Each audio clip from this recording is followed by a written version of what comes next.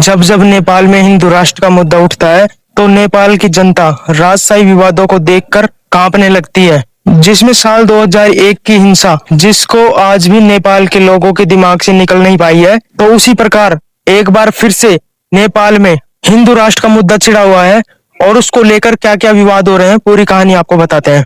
एक बड़ी खबर आ रही है अमेरिका से। अमेरिका में अंधाधुंध फायरिंग हुई है। जब जब नेपाल में हिंदू राष्ट्र का मुद्दा उठता है तब तब नेपाल की जनता राजशाही विवादों को याद करके कांपने लगती है।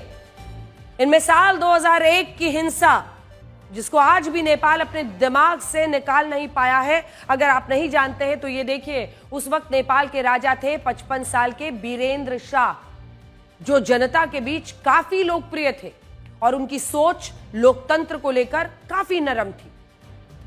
जबकि उनके बेटे और उनके उत्तराधिकारी दीपेंद्र शाह थे, जिन्हें युवराज दीपेंद्र कहा जाता था, प्रिंस दीपेंद्र कहा जाता था, जो 29 साल के थे और काफी पढ़े लिखे, आधुनिक, कुछ हद तक पश्चिमी जीवन शैली को अपनाने वाले भी थे। कई किताबों में बताया गया है कि दीपेंद्र शाह देवयानी राणा से शादी करना चाहते थे, जिनका संबंध जंग बहादुर राणा के खानदान से था। और नेपाल में राणा खानदान और शाह खानदान के बीच एक सदी से भी ज्यादा पुरानी दुश्मनी थी।